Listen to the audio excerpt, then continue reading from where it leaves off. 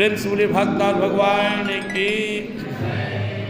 एक संत हुए हैं, उनका नाम है श्री जसु स्वामी जी। गृहस्थ भक्त हैं, सत्संग करते थे और लोगों को मंत्र देते थे।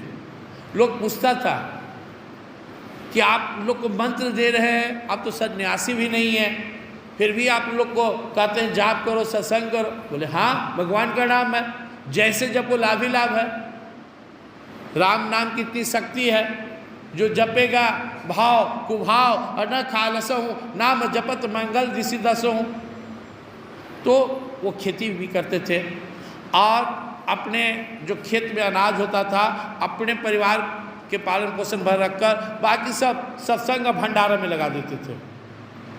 उनके पास 2 बहुत अच्छे बैल थे जिससे वो खेती करते थे। एक बार की बात है, ब्रज क्षेत्र से कुछ चोर आए उस तरफ मथुरा वृंदावन से, और इनका जो दोनों बैल था घर से बाहर खोलकर लेकर चले गए। ठाकुर जी देखे इनका बैल चुरा के ले गया, अब भक्त को तो हमारा टेंशन हो जाएगा। तो क्या किया कि 2 बैल लाके जस के तस वैसा ही बांध दिए। अब इनको पता नहीं था, ये अपना लेके श्री जसु स्वामी जी खेत में जाए तो बैल अब पहले से ज़्यादा तेज चलता था, थकता नहीं था। पहले थक जाए, हंफने लगे, पानी खोजने लगे। अब दिन भर काम करता था बैल, खेती अब बढ़िया होने लगा, फसल ज़्यादा हुआ, सत्संग भंडारा अपना चल रहा था। एक बार वो चोर जो इनका बैल चुरा के ले गया था, घूमते हुए थोड़ा ही दूर पर थे, ये आगरा के क्षेत्र में थे और मथुरा में लोग था, जमुना किस पार थे। वो सब चोर गुजरा तो देखा कि अरे दोनों बैलवा हियाँ है, तो हमने के दरवाजे पर बंधल था, ये हियाँ किसे आ गया। दोनों भागते हुए गया देखने, तो देखा कि हुआ दोनों बैल हुए हैं।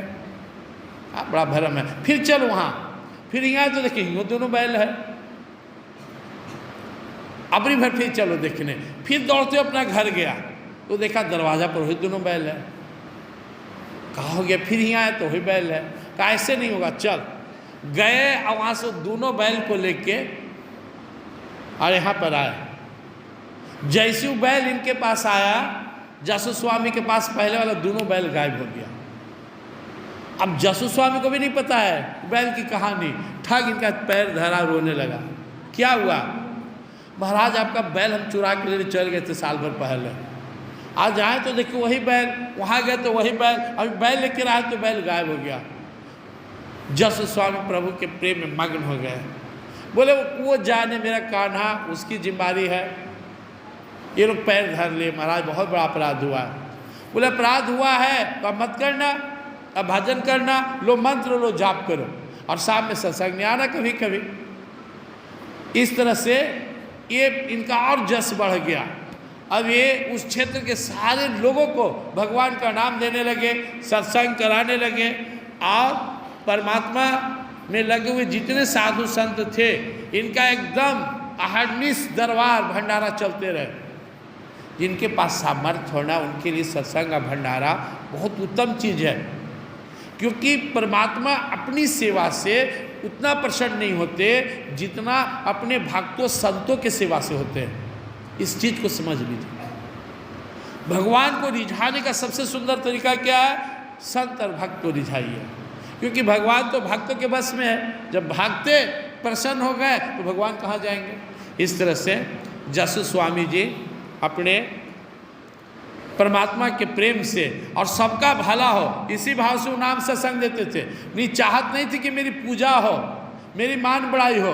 उनके अंदर यही भाव था सब के सब लोग भगवान में लग जाएं, सबका भला हो जाए, सबका कल्याण हो। अंत में सत्संग भजन करते हुए ठाकुर जी को प्रिय हुए, परम धाम को चले गए। प्रेम से वृंदावन बिहारी श्री सद्गुरु